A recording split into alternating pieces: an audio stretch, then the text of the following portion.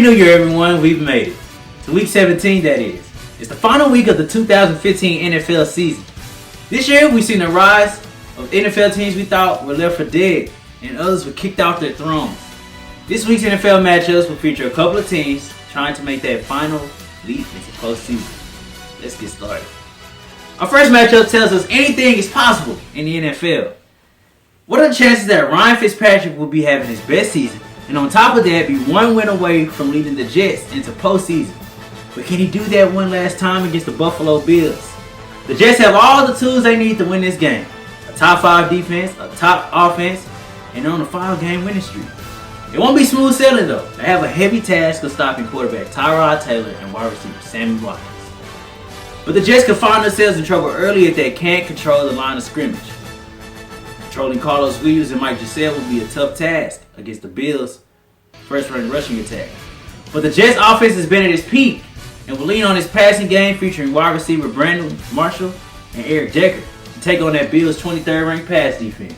The Jets have a lot riding on this game, with Pittsburgh still in the hunt. The Jets flying to postseason for the first time since 2010. Final score 28-20. Our focus shifts to the two division games happening in the AFC South, as the winners and losers decides who moves on to the playoffs and who has to take their sorry butts home. We'll take a look at the Houston Texans and the Jacksonville Jaguars. Brian Hoyer will be back on the center this Sunday. He finally cleared concussion protocol and time enough to lead his team to postseason starting. Now the Jags may be 5-10. They present the Texans with their biggest defensive challenge yet. They have to stop Blake Bortles, who has thrown an absurd 35 touchdowns in his second year. Not to mention he has 2 1,000-yard receivers in Allen Robinson and Allen Hurns. But much like this season, the Texans will lean on their defense, rank third in the pass. The Texans' key to success will be to make smart decisions, and the offense keep Bortles off the field. But give Bortles time, he's more than liable to cause an upset, which will happen. That's right, the Jags will beat the Texans 28-21. Now the Texans will make it into the postseason, and here's why. Our second AFC South matchup features the Indianapolis Colts against the Tennessee Titans. In order for the Colts to get into the playoffs and win the division, there are 9 things exactly that have to happen. The Texans have to lose to the Jags, the Bills have to beat the Jets, the Dolphins have to beat the Patriots, the Ravens have to beat the Bengals, the Falcons have to beat the Saints, the Raiders have to beat the Chiefs, the Broncos must beat the Chargers, and the Steelers must beat the Browns. All on top of that, the Colts have to beat the Titans.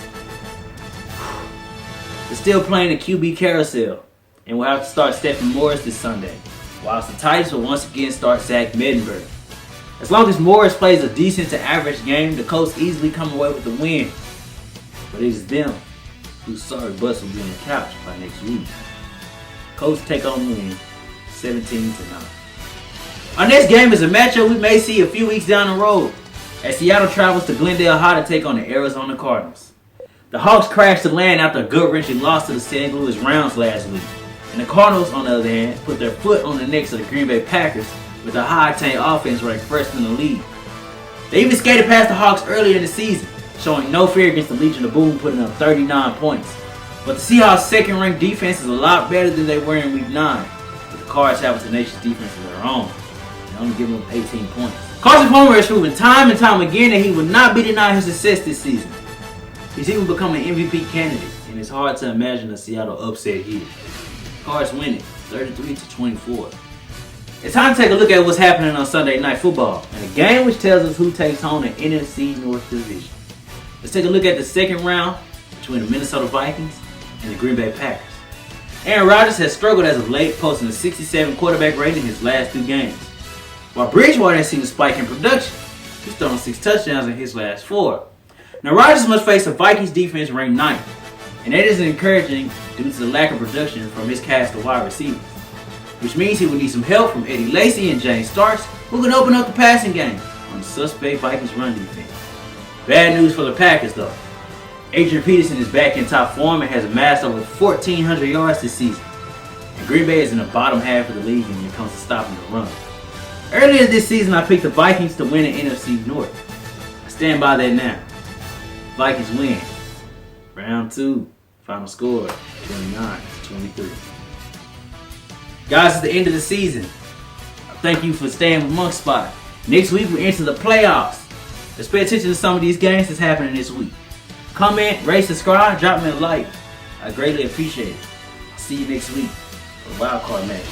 This is Monk Spot, your new favorite place for everything in NFL.